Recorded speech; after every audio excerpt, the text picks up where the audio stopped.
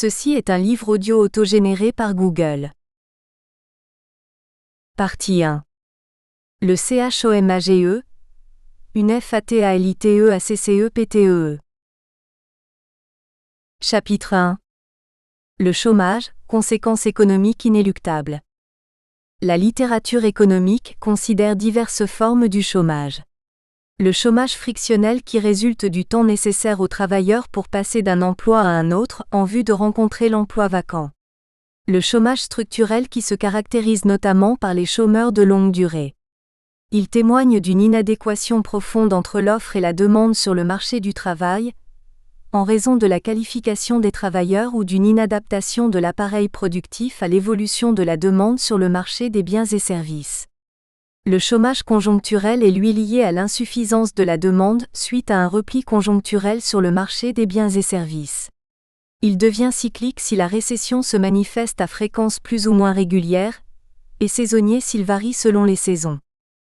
Le chômage classique est celui résultant d'une décision des entreprises de ne pas accroître l'emploi, malgré l'existence d'une demande sur le marché des biens et services, en raison d'une insuffisance des perspectives de profit. Il est opposé au chômage keynésien qui postule une insuffisance de la demande sur le marché des biens et services, pouvant résulter d'une rigidité des prix à la baisse. Le chômage classique et le chômage keynésien sont évidemment liés aux théories économiques classiques et keynésiennes. Très longtemps, l'analyse économique théorique du chômage s'est fondée sur le modèle de concurrence parfaite du marché du travail mettant en présence un grand nombre de travailleurs qui offrent leur travail pour un salaire donné, et un grand nombre d'entreprises qui demandent du travail en vue de produire des biens et services résultant de cet autre marché. En raison des rigidités qui caractérisent l'évolution des prix et des salaires, les économistes ont maintenant de plus en plus recours à des modèles de concurrence imparfaite. 1. Le chômage volontaire.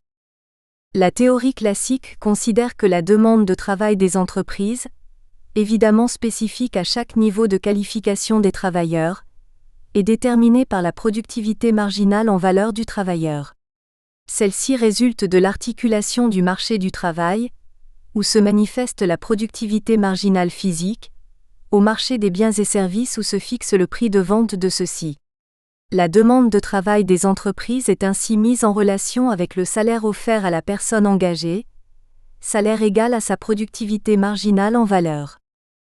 Dans la conception classique, le chômage de plein emploi constitue un chômage volontaire qui se définit comme la différence entre le potentiel de la capacité de travail, la population active en âge de travailler, et la population réellement au travail, lorsque le salaire réel est celui défini par la rencontre de l'offre de travail des travailleurs et de la demande de travail des entreprises. Ce chômage volontaire représente la capacité de travail existante non utilisée. Il se compose d'une part de ceux qui se tiennent volontairement à l'écart du marché du travail, parce qu'ils ne veulent pas travailler pour le niveau de salaire défini par le marché, salaire considéré insuffisant pour compenser leur préférence pour les loisirs, d'autre part de ceux qui choisissent le travail à la maison ou toute autre activité non rémunérée parce que ces personnes disposent déjà d'une source de revenus. La théorie économique classique considère ce chômage volontaire comme la manifestation d'une préférence individuelle, et ne doit dès lors pas être traité comme une conséquence dommageable du marché. Pourtant, le choix de ces personnes en chômage volontaire, de ne pas intégrer le marché du travail, relève de situations multiples qui concernent autant les riches que les démunis. Ceux qui, en raison de leur naissance, tirent un revenu suffisant de leur fortune, ont sans aucun doute le libre choix de ne pas travailler. Par contre, les familles peuvent considérer qu'il est préférable qu'un des parents reste au foyer, parce que le salaire net supplémentaire en cas de cumul est insuffisant pour compenser le temps nécessaire aux tâches ménagères et à l'éducation des enfants. Il s'agit d'un choix préférentiel certes, mais pas toujours d'un libre choix car la non-recherche d'un emploi est la conséquence du salaire net fixé par le marché et le cadre institutionnel fiscal pour la qualification considérée. Mettre en perspective la conception classique du chômage volontaire dans la société occidentale actuelle, c'est trahir l'idée de base de cette théorie qui fait l'hypothèse d'une concurrence parfaite, ce qui suppose que tant la demande de travail des entreprises que l'offre de travail des travailleurs serait représentée par un grand nombre de part et d'autre, de telle façon qu'aucune entreprise et qu'aucun travailleur ne serait à même de modifier le salaire d'équilibre à titre individuel. Cette hypothèse économique intégrée dans le courant philosophique du libertarianisme se transforme en la doctrine du laisser-faire qui s'oppose à l'interventionnisme étatique. L'histoire de la révolution industrielle et la fixation actuelle des salaires dans de nombreux pays où le laisser-faire économique est la règle, montre toutefois que cet équilibre du marché du travail aboutit à un taux de salaire de subsistance, tout juste suffisant pour reconstituer la force de travail, comme l'ont souligné, accepté mais déploré, les grands économistes classiques Adam Smith et David Ricardo et comme l'a contesté Karl Marx. Le constat historique et contemporain est clair. Le laisser-faire engendre un niveau de salaire qui met le monde du travail, fût-il au travail, dans un état miséreux parce que le marché du travail n'est pas un marché de concurrence parfaite, mais bien, en raison même du laisser-faire, un marché dominé par les entreprises demanderesses d'emploi qui ont le pouvoir décisif pour fixer le niveau des salaires même en dessous de la productivité marginale en valeur.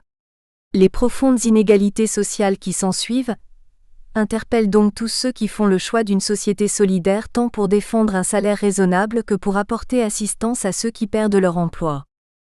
Mais le choix de la solidarité dans l'organisation d'une nation par l'octroi aux chômeurs d'un revenu de remplacement a engendré un nouveau type de chômage volontaire. Installés dans le ghetto de l'inactivité, des chômeurs sont tentés de se mettre en marge du marché du travail car l'arbitrage rationnel qu'ils font se base sur la différence entre d'une part, le revenu net qu'ils pourraient obtenir sur le marché du travail diminué des coûts imputables au travail, tels les coûts de transport et de garde des enfants par exemple, et d'autre part, le revenu de remplacement éventuellement augmenté d'une activité non déclarée et donc non taxée. C'est le piège du chômage où celui-ci ne devient volontaire qu'en raison même du système solidaire mis en place pour atténuer les conséquences sociales dramatiques qui résulteraient de la perte d'un emploi, si ce lien solidaire n'existait pas.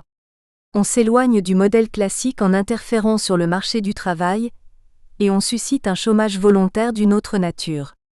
Ce cercle vicieux, où l'aide aux chômeurs tout à fait justifiée dans une société démocratique soucieuse autant d'égalité que de liberté est source de chômage volontaire, introduit une dimension nouvelle à l'analyse. Il pose une question fondamentale qui interpelle ma proposition d'une société sans chômage. Pourquoi faudrait-il remettre au travail des personnes qui, en raison de l'assistance dont elles bénéficient, se complaisent dans l'inactivité ? La réponse à cette question ainsi que la possibilité de sortir du dilemme d'une assistance qui amplifie le chômage ne sera possible qu'en repensant le principe d'égalité, voire infra. 2.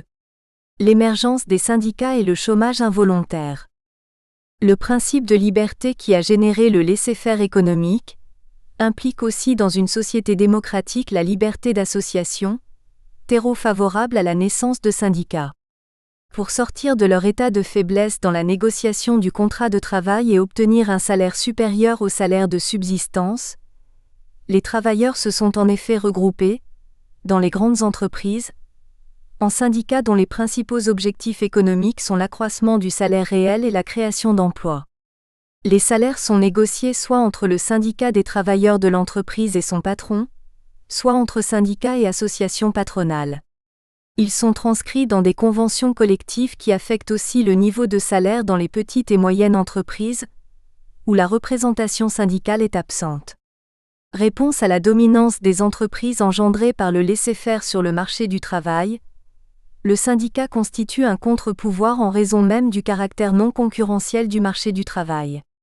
Plus forts au travers de leur syndicat, pour tout niveau donné de l'offre de travail, les travailleurs revendiquent des salaires réels plus élevés que ceux auxquels aboutirait une négociation individuelle.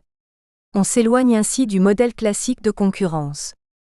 On comprend aisément que la négociation syndicale, dont le premier objectif fut de relever les salaires à un niveau supérieur au salaire de subsistance, conduit aussi les entreprises à n'embaucher que les travailleurs dont la productivité marginale en valeur est au moins égale au niveau du salaire négocié. L'entreprise se doit de rester compétitive sur le marché des biens et services et la productivité marginale en valeur constitue pour elle le critère décisif puisqu'intégrant, comme déjà mentionné, d'une part la productivité physique du travailleur et d'autre part le prix auquel se vend la production. Dès lors, au niveau du salaire syndicalement négocié, des activités de production ne sont plus accessibles parce qu'elles ne sont plus rentables. Toute autre chose restant égale, un chômage involontaire au niveau individuel mais syndicalement volontaire s'installe. Pourquoi les syndicats sont-ils amenés à privilégier la hausse du salaire réel par rapport à l'emploi? Pourquoi le pouvoir syndical impose-t-il la rigidité des salaires à la baisse et diverses autres rigidités du marché du travail freinant l'adaptation du nombre de travailleurs lorsque la demande de travail diminue par exemple en raison d'un retour conjoncturel? La représentation syndicale se fait généralement avec des délégués syndicaux élus par les travailleurs membres du syndicat. Bien que les syndicats cherchent dans le jeu politique à être perçus comme les porte-paroles de l'ensemble du monde du travail, ils doivent avant tout défendre les intérêts de leurs membres. Or, les chômeurs sont souvent éloignés de la gestion syndicale, quand ils ne résilient pas leur adhésion. Le syndicat finit ainsi par défendre prioritairement ceux qui ont un emploi au détriment des chômeurs. C'est la raison pour laquelle il se bat d'abord pour la hausse du salaire réel. Celle-ci devrait-elle engendrer du chômage et cherche à maintenir la stabilité de l'emploi. C'est parce que les salariés n'aiment pas prendre de risques que les syndicats sont conduits à imposer ces rigidités au marché du travail. En fait, beaucoup de salariés doivent faire face à des engagements financiers à échéance fixe comme le paiement des loyers ou des remboursements de divers emprunts. Dans la mesure où les entreprises sont moins vulnérables aux fluctuations du marché, car elles ont davantage de possibilités de financement, elles peuvent s'accommoder de ces rigidités, même là où les syndicats sont moins puissants, mais ce faisant, à leur point de vue, elles espèrent échanger plus de stabilité pour les travailleurs contre davantage de productivité, voire une certaine modération salariale. La théorie économique utilise le terme de contrat implicite pour caractériser cette situation, parce qu'elle ressortit davantage à une entente qu'à un contrat explicite. Ce n'est que parce que les entreprises seraient neutres par rapport au risque qu'elles accepteront de garantir la stabilité salariale aux travailleurs. Mais si elles ne sont pas en mesure d'assumer l'entièreté du risque inhérent aux fluctuations d'activité, elles chercheront davantage de flexibilité en multipliant les contrats temporaires et pourront, le cas échéant, réduire le personnel si elles ne peuvent diminuer les salaires. On comprend donc que le contrat implicite qui pourrait exister directement entre patrons et travailleurs ne garantit pas toujours à ces derniers un revenu stable et un emploi durable. Le recours aux syndicats les renforce dans leur recherche de stabilité. Le constat d'un chômage syndicalement volontaire ne constitue pas une condamnation du fondement de l'action syndicale, dès lors que l'on opte pour une société davantage égalitaire que celle générée par le laisser-faire. Mais au niveau du salaire acquis aujourd'hui en l'Europe occidentale et compte tenu de la concurrence accrue au plan international, l'arbitrage entre niveau des salaires et niveau de l'emploi est bel et bien déterminant, comme en témoigne d'ailleurs la relative modération des revendications syndicales en matière de salaire depuis une vingtaine d'années car le chômage menace de plus en plus les membres syndiqués. Par ailleurs, le taux de chômage s'étant fortement accru depuis le milieu des années 70, le syndicat a de plus en plus épousé l'intérêt des chômeurs en vue de maintenir le plus d'adhérents possible, fussent-ils au chômage. Le syndicat des travailleurs se trouve ainsi au lieu de convergence d'intérêts contradictoires, les salaires, l'emploi et le chômage. Sans aucun doute, le syndicat souhaite une augmentation de l'emploi non seulement pour accroître ses propres revenus en termes de perception de cotisation, mais aussi parce qu'il s'agit d'une condition de bien-être de la classe des travailleurs qu'il représente. En plus, ce faisant, il se trouve en position favorable pour négocier des hausses salariales. Si les perspectives économiques sont bonnes à long terme, il n'y a pas de contradiction pour le syndicat entre les objectifs d'emploi, de salaire et de réduction du chômage. A contrario, son mandat de défendre pour le moins le niveau acquis de rémunération quelles que soient les conditions économiques sur le marché des biens et services, engendre une rigidité persistante des salaires à la baisse. En effet, la crédibilité du syndicat postule que des chômeurs involontaires ne puissent offrir leur travail à des salaires inférieurs à ceux qu'il a négociés, les entreprises étant par ailleurs dissuadées d'accepter leurs offres de services à ce niveau de salaire. Cette rigidité des salaires à la baisse peut accélérer la délocalisation d'activités en perte de compétitivité et aussi menacer les travailleurs plus âgés, dont les salaires sous la pression syndicale ont souvent augmenté suivant l'ancienneté sans augmentation concomitante de la productivité et dont parfois les compétences sont dépassées par rapport à la révolution technologique en cours. En conséquence, lorsque l'activité économique n'est pas poussée par une forte croissance, l'organisation du marché du travail dans les économies avancées aboutit nécessairement à ce que des travailleurs désireux de travailler se retrouvent sans emploi. L'arbitrage que peut faire le syndicat en faveur d'une augmentation du salaire réel et au détriment de l'emploi, le met alors dans l'obligation de défendre davantage les chômeurs en favorisant l'octroi de revenus de remplacement les plus élevés possibles. Le piège à l'emploi s'en trouve ainsi amplifié et l'orientation vers une société d'assistance renforcée. Si un choc exogène, par exemple l'accès de l'entreprise à un nouveau débouché tout en restant compétitive malgré la hausse des salaires, peut réduire le chômage involontaire, celui-ci paraît néanmoins inéluctable car il y va de la crédibilité du syndicat vis-à-vis de ses membres. 3. Le modèle d'appariement et le chômage d'équilibre.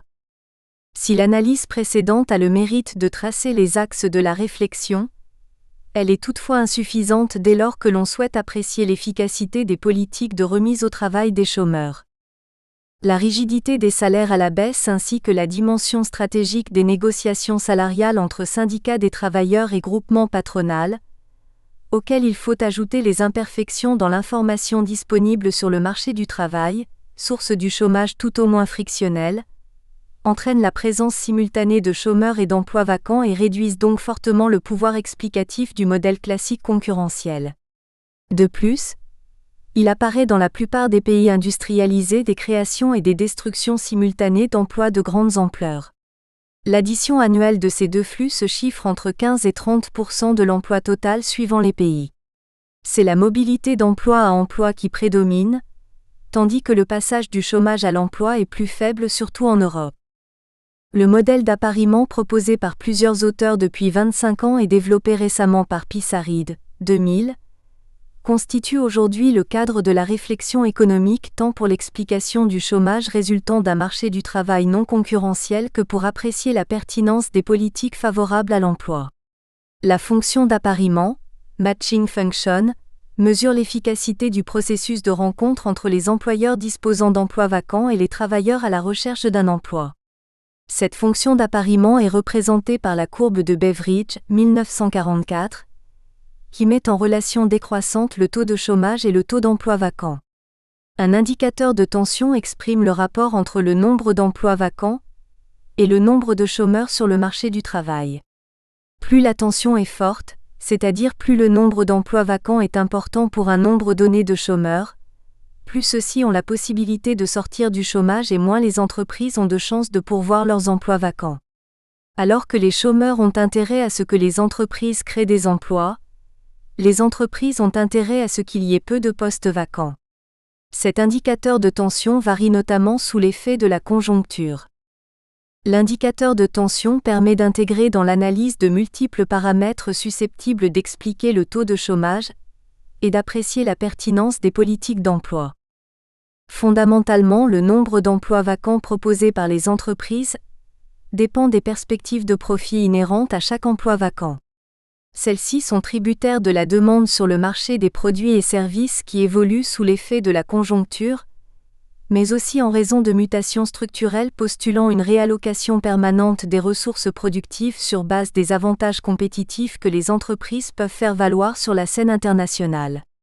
De plus, les perspectives de profit dépendent de la capacité de production de l'ensemble de l'économie, tant du point de vue du capital physique, déterminant essentiel de la productivité, que de la main-d'œuvre totale disponible qui évolue en raison du taux de croissance de la population active, du taux de destruction d'emplois et du caractère plus ou moins laboristique des innovations technologiques.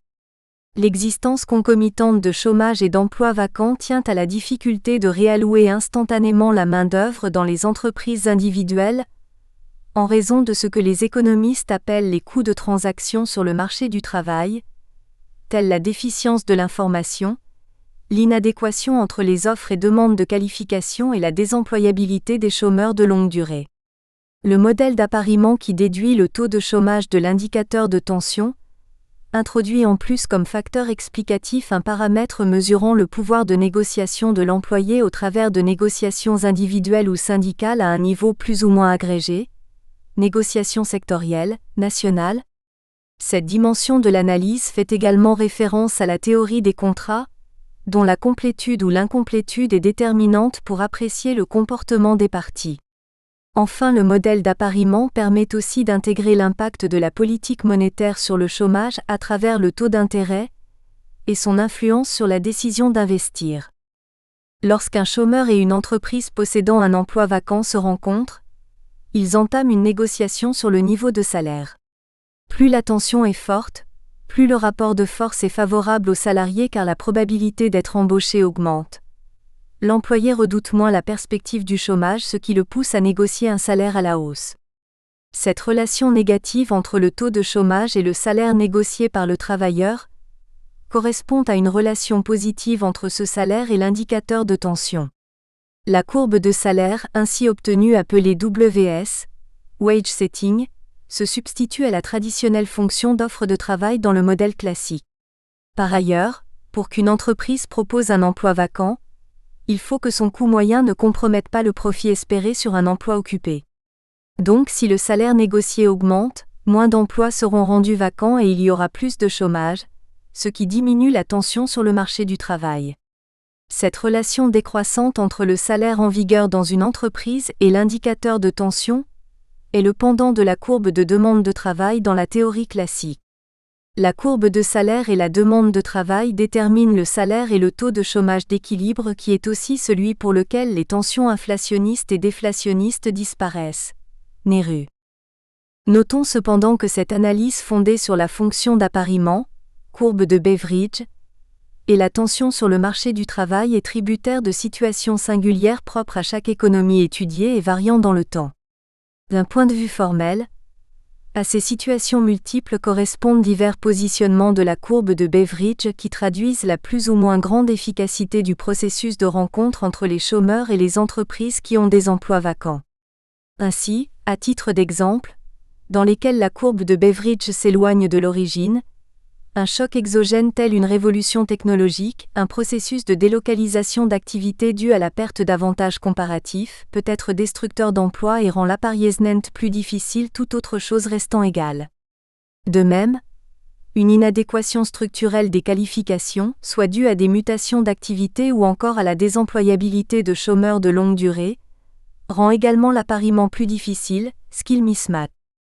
Cette analyse théorique intégrant les multiples facettes d'une économie de concurrence imparfaite tant sur le marché du travail que sur celui des biens et services, conclut donc, comme le modèle classique, au caractère inéluctable du chômage comme résultante des divers comportements des entreprises et des travailleurs sur le marché du travail. 4. Le niveau des négociations salariales.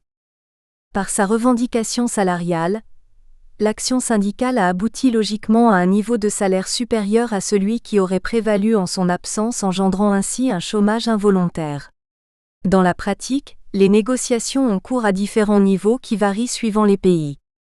Pour les pays scandinaves et l'Autriche, elles se situent surtout au niveau national. En Grande-Bretagne, au Canada et aux États-Unis, ce rôle est dévolu à l'entreprise, tandis qu'en Allemagne, en Hollande et en Belgique, c'est la branche d'activité qui constitue le plus souvent le lieu de négociation. Plusieurs études, théoriques et empiriques, ont tenté d'apprécier l'impact du niveau des négociations sur l'emploi global. Les conclusions ne sont pas toujours convergentes. Celles de Calmfors et Driffield, 1988, sont aujourd'hui souvent admises. La négociation par branche d'activité consacrerait un taux de chômage plus élevé que la négociation au niveau de l'entreprise et que la négociation centralisée, par exemple au niveau national. En fait, les négociations de branche incitent les employés et employeurs de la branche à se comporter comme un monopoleur, à condition que la concurrence internationale ne soit pas trop vive, en répercutant les hausses salariales dans le prix de vente des biens et services. Ceci implique généralement de restreindre la production. Si toutes les branches font de même, les négociations aboutissent à un emploi global inférieur à ce qui se passerait si elles étaient centralisées ou décentralisées. En négociation décentralisée, au niveau de l'entreprise, Il n'y a pas pour l'entreprise de possibilité de se comporter en monopoleur sur le marché des biens et services. C'est le rapport de force entre l'employeur et l'employé qui détermine le niveau de salaire. Or ce rapport de force relève de la tension propre à cette négociation singulière.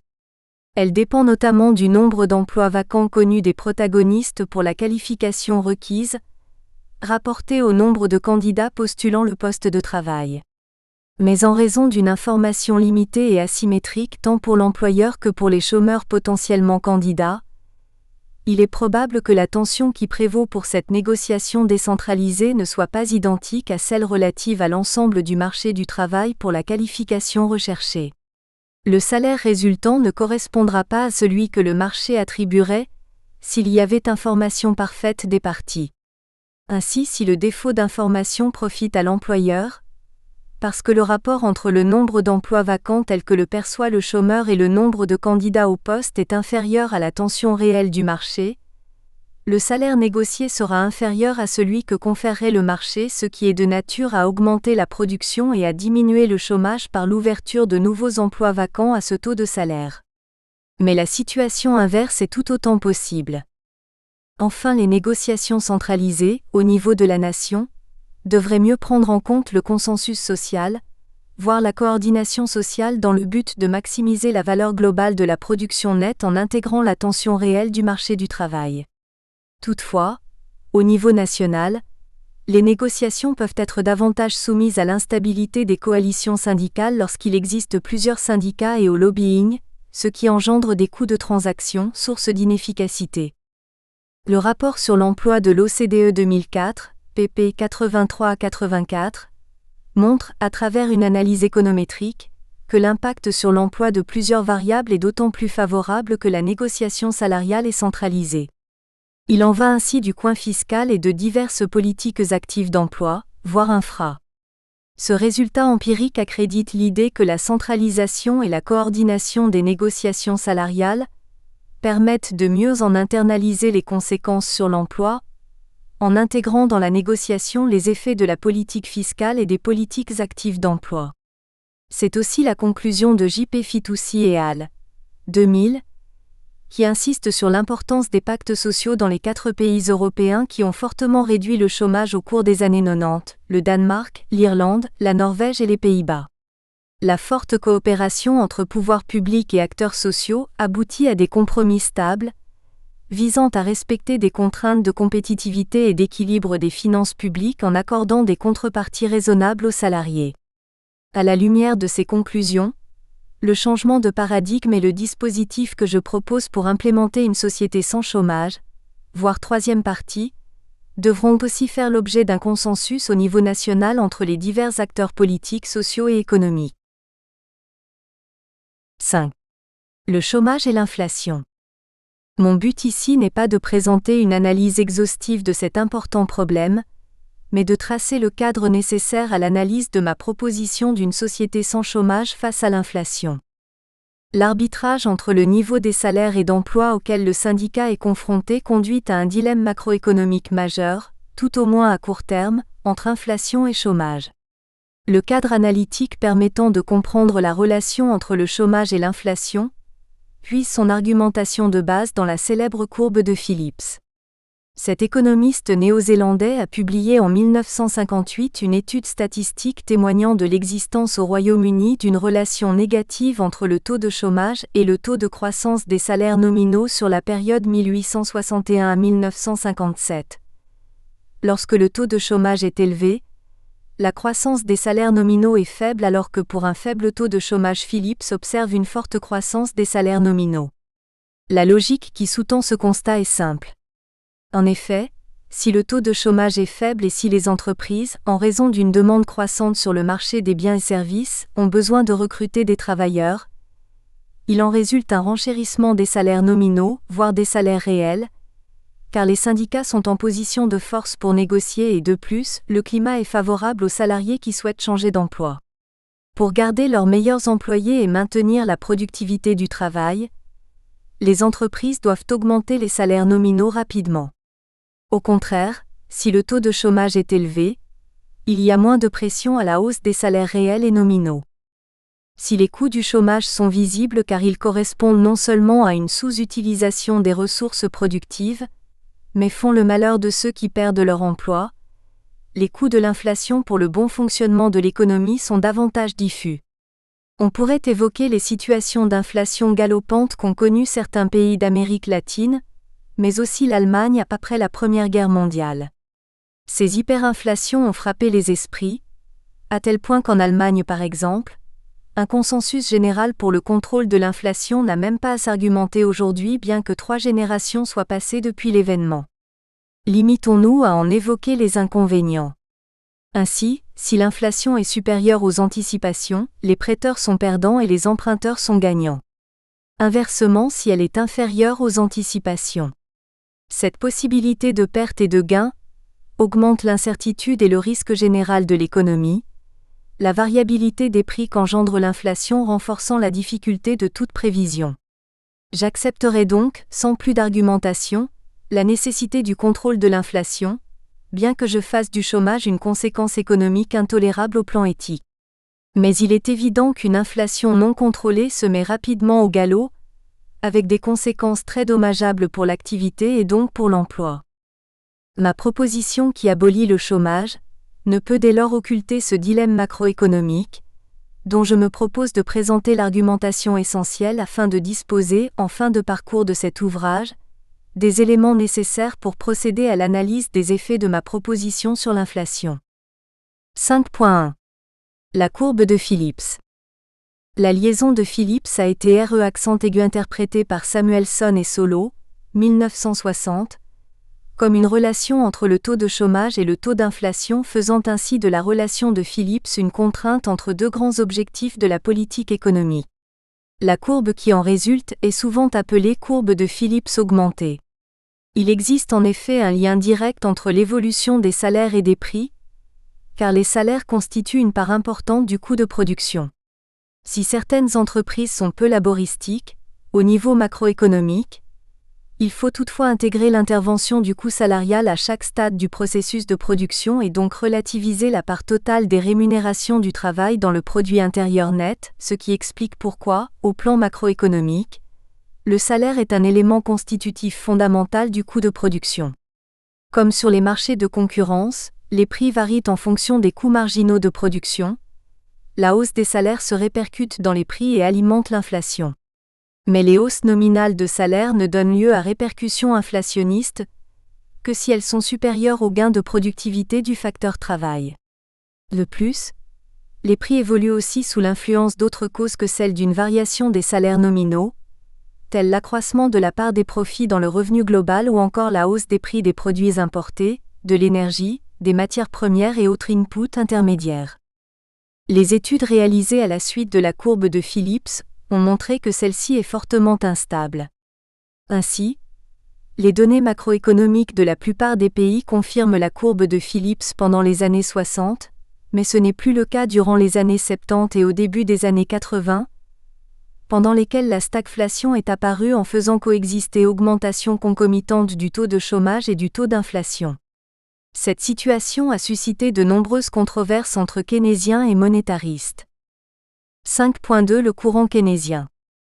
Les keynésiens se sont appuyés sur la courbe de Phillips pour justifier des politiques budgétaires et monétaires de relance de l'activité, afin de résorber le chômage.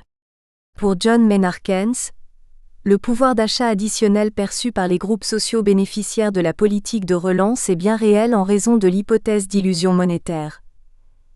La rigidité du salaire nominal implique que celui-ci ne réagit pas immédiatement pour résorber l'écart entre la demande et l'offre sur le marché du travail, ce qui empêche les salaires d'être parfaitement indexés sur les prix poussés à la hausse suite aux politiques expansionnistes. Ce décalage de perception des salariés permettrait, en cas de hausse des prix, une réduction des coûts réels de production et par conséquent une hausse de la production réelle et une diminution du chômage. De même pour Keynes, un chômage involontaire s'explique par la rigidité du salaire nominal à la baisse, celui-ci ne baissant pas en cas de récession même si les prix baissent. Alors que Keynes souligne surtout l'influence du niveau de l'activité économique sur le marché du travail, l'intégration de la relation de Phillips augmentée, dans la théorie keynésienne permet de mettre en avant l'influence qu'exerce directement le marché du travail sur l'ensemble de l'économie par l'intermédiaire des tensions sur l'emploi et des hausses salariales induites. Pour les keynésiens qui se préoccupent plus du court terme que du long terme, la courbe de Phillips justifie donc l'intervention de l'État pour réduire le chômage, car les politiques expansionnistes en faisant augmenter les prix des biens ouvrent des perspectives de profit, les salaires n'augmentant pas au même rythme. 5.3. L'interprétation des monétaristes. Milton Friedman, 1968, prix Nobel 1976, et les monétaristes soutiennent une autre lecture de la courbe de Phillips augmentée, répondant ainsi à l'interpellation de la stagflation des années 70 qui a pris en défaut l'interprétation keynésienne de la courbe de Phillips. Pour bien comprendre l'interprétation des monétaristes, il convient d'abord de préciser le concept de taux naturel de chômage. 5.3.1. Le taux naturel de chômage. Le taux naturel de chômage est un taux considéré incompressible, mais différent d'une économie à l'autre en raison de données démographiques, de rigidité sur le marché du travail, des coûts d'information. Il est généralement considéré comme la somme du chômage structurel et du chômage frictionnel. Le chômage structurel est essentiellement lié à une inadéquation de qualification de la main-d'œuvre par rapport à la demande de travail. Ainsi, on peut très bien avoir des mécaniciens au chômage alors qu'il manque des maçons qualifiés. De même, il peut y avoir du chômage dans une région, dans l'industrie mécanique par exemple, et un déficit d'informaticiens et d'électroniciens dans une autre. On le voit, le chômage structurel résulte d'un déficit de formation adéquate et d'un manque de mobilité de la main-d'œuvre. Par ailleurs, il y a toujours des travailleurs qui changent d'emploi et des entreprises qui cherchent des travailleurs, un certain délai étant nécessaire pour que le contact se noue entre les deux parties. Ce type de chômage correspond au chômage frictionnel. C'est pourquoi même en plein emploi défini par la rencontre de l'offre et de la demande de travail pour le salaire qui en résulte, il existe toujours un chômage positif dans les économies telles qu'elles sont organisées actuellement. Par ailleurs, dans beaucoup de pays, surtout là où un revenu de remplacement élevé est assuré aux chômeurs, une part non négligeable de ceux-ci, que l'on peut estimer à 50% dans l'UE, sont des chômeurs de longue durée qui deviennent vite inemployables et dont beaucoup ne cherchent plus à travailler. S'ils sont comptabilisés dans les statistiques de chômage, leur inemployabilité ne peut toutefois permettre de les considérer, au plan théorique, comme faisant partie du taux naturel de chômage. Absents du côté de l'offre, ils ne sont pas davantage demandés par les entreprises. Mais ils sont pourtant bien chômeurs. Ma proposition qui ne nie pas l'existence des causes du chômage structurel et du chômage frictionnel ne devra donc pas seulement préciser la nature du statut d'employé des victimes de ces types de chômage, mais aussi montrer comment remettre au travail les chômeurs au degré d'inemployabilité élevé. 5.3.2 Le chômage cyclique et la stagflation. Les monétaristes reconnaissent que les salariés peuvent ne pas se rendre compte immédiatement de la hausse des prix, permettant ainsi, dans un premier temps, une réduction provisoire des coûts réels de production et par suite une augmentation de l'activité et de l'emploi qui va accroître le taux d'inflation. Ainsi, comme dans la théorie keynésienne, à court terme, une diminution du chômage a pu être obtenue en échange d'une augmentation de l'inflation. Mais lorsque les travailleurs s'apercevront de leur erreur, ils revendiqueront des hausses de salaire et pour les monétaristes ce délai de prise de conscience est relativement court. Dans certains pays, les syndicats ont d'ailleurs négocié des systèmes d'indexation automatique afin de se protéger contre une diminution du salaire réel. La réaction rapide des travailleurs impliquera une hausse des coûts réels pour les firmes avec pour conséquence une contraction de la production et de l'emploi sans qu'il n'y ait baisse de l'inflation. En effet, cette hausse des prix induit, d'une part, un effet de revenu négatif pour les consommateurs, sauf pour ceux qui seraient à l'origine de la hausse en raison d'une augmentation de leur salaire, dont le pouvoir d'achat diminue et, d'autre part, un effet de substitution en faveur de la production étrangère car la perte de compétitivité fait perdre des parts de marché aux producteurs nationaux. La contraction de la demande qui en résulte provoque un frein de la production et un accroissement du chômage. Si les pouvoirs publics souhaitent à nouveau stimuler la demande afin de réduire le chômage, le processus recommence mais à partir d'un taux d'inflation initial plus élevé. En fait, chômage et inflation opèrent sur une nouvelle courbe de Phillips davantage éloignée de l'origine. Malgré ces oscillations à court terme, pour les monétaristes, à long terme, le taux de chômage se maintient à son niveau d'équilibre qui est le taux naturel de chômage.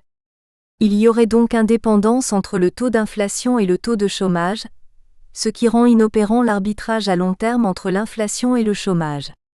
La courbe de Phillips devient une droite verticale qui détermine, selon les monétaristes, le taux naturel de chômage correspondant en fait au niveau potentiel de l'économie tant du point de vue de l'utilisation de ses équipements que de l'emploi, économie de plein emploi.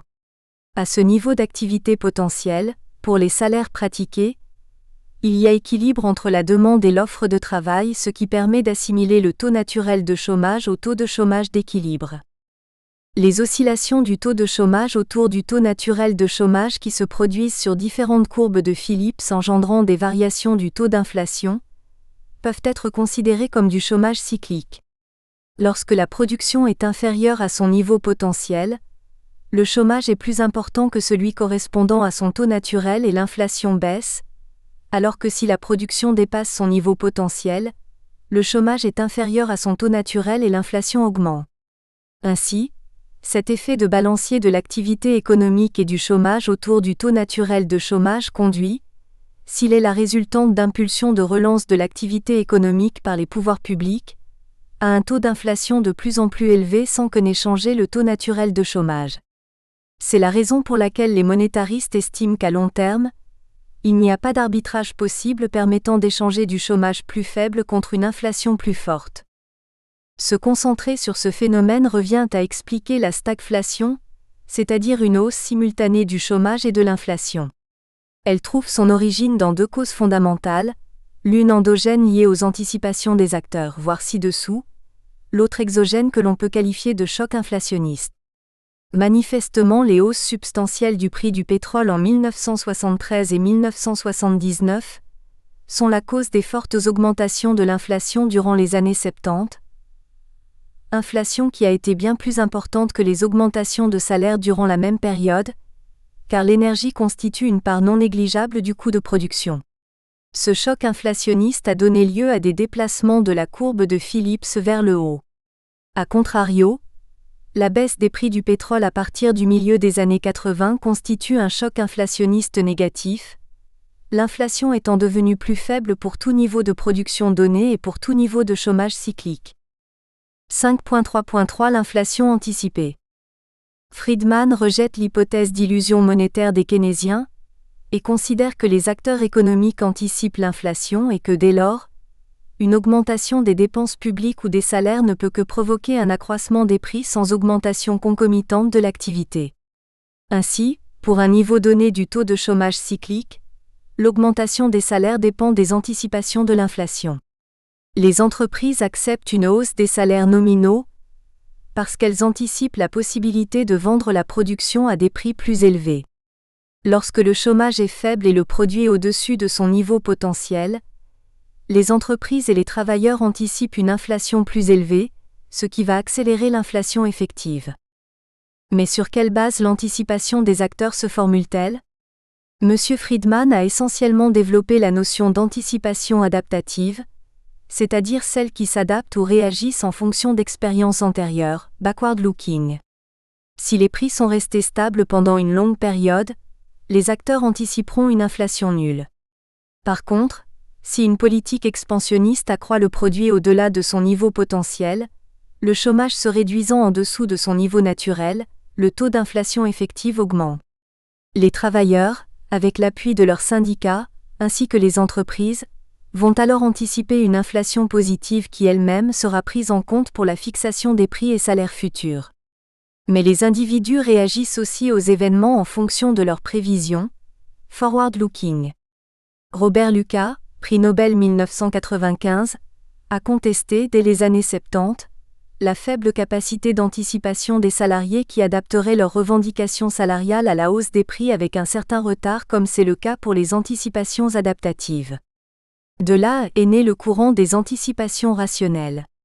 Les acteurs n'auraient pas à attendre que l'inflation survienne pour l'intégrer dans leurs anticipations. Il serait capable de prévoir les implications inflationnistes des politiques économiques initiées par l'État. Ces anticipations rationnelles dans leurs prévisions auraient pour conséquence d'accélérer tout processus inflationniste, mais aussi déflationniste. On comprend en effet que l'anticipation d'une augmentation du taux d'inflation par rapport à l'inflation effective du moment puisse générer une spirale inflationniste. Pour les monétaristes, ce phénomène résulte du fait que la politique expansionniste a réduit le chômage en dessous du taux naturel de chômage. En l'absence d'intervention publique, les anticipations rationnelles permettent donc de ne plus faire dépendre le taux de chômage du taux d'inflation, le taux de chômage se fixant à son taux naturel même à court terme.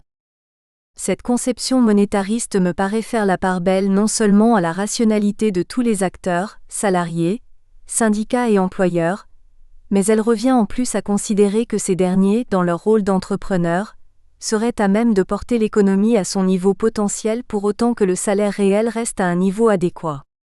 Pourtant, même lorsque celui-ci, à l'aube de la révolution industrielle, fut réduit à un niveau n'assurant que la subsistance physique des travailleurs, comme aujourd'hui, dans différents pays du monde, où en l'absence de syndicats, le salaire réel est maintenu à un niveau particulièrement bas, les entrepreneurs se sont avérés et s'avèrent souvent incapables de contrer les effets de la baisse conjoncturelle et de porter l'activité à son niveau potentiel, sauf à considérer que le potentiel est le niveau du produit qui correspond à celui que les entrepreneurs sont capables de générer. De plus, comme la réalité économique du marché du travail n'est pas celle de la concurrence parfaite, lors des négociations centralisées, surtout avec les syndicats, les entreprises considérées dans leur ensemble, peuvent aussi déployer des stratégies en vue de maintenir un certain taux de chômage et ainsi modérer les prétentions salariales.